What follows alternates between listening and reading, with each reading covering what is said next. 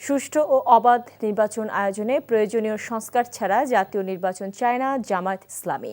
নির্বাচন ভবনে কমিশনারদের সাথে বৈঠকে একথা জানান জামায়াত ইসলামীর সেক্রেটারি জেনারেল মিয়া গোলাম পারোয়ার। আর নির্বাচন আয়োজনে কোনো দিনক্ষণ বেঁধে দিতে চায় না দলটি। নাজিবুর রহমানের report.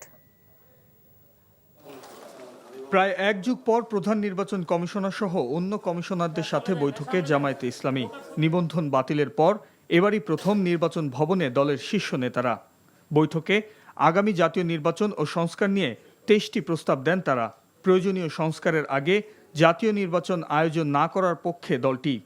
No election without reform. আমাদের পরিপূর্ণভাবে অন্তত নির্বাচনী প্রক্রিয়ার সঙ্গে যে সমস্ত অর্গান এবং বিভাগগুলো রাষ্ট্রের জড়িত সেগুলোকে সংস্কার করেই জাতীয় সংসদে নির্বাচন করতে হবে। তা না হলে এই নির্বাচন নিরপেক্ষ হবে না, অবাধ হবে না। পূর্বের যে 3টা নির্বাচনে জনগণ ভোট দিতে পারে নাই সেই নির্বাচনেরই পুনরাবৃত্তি ঘটবে। যে সংস্কারটুকু ন্যূনতম প্রয়োজন তার জন্য যতটুকু সময় যৌক্তিক প্রয়োজন হবে জামায়াত ইসলামী সেই সময় দিতে প্রস্তুত এবং সেই নির্বাচন আমরা কোনো দিন মাস ক্ষণ বেঁধে দিইনি।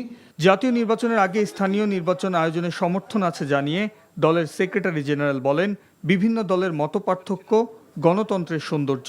একটা গণতান্ত্রিক দেশে নানান ইস্যুতে ভিন্ন মত তো থাকতেই পারে, এ ব্যাপারে আমাদের কোনো মন্তব্য নেই। আমাদের একটা মত দিয়েছি, তার সাথে আরেকটা দলের ভিন্ন মত থাকতে পারে।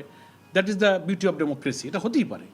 শেখ হাসিনাকে নিয়ে জাতিসংঘের দেয়া প্রতিবেদনে জামায়াতে ইসলামী সম্পর্কে যে তথ্য দেয়া হয়েছে তা ভুল বলেও মন্তব্য করেন তিনি। এই তথ্যটা কিভাবে এসেছে আমরা চেক করব, এটা তথ্য আমরা যাচাই করেছি, এটা সঠিক নয়। Najibur Rahman, NTV news, Dhaka.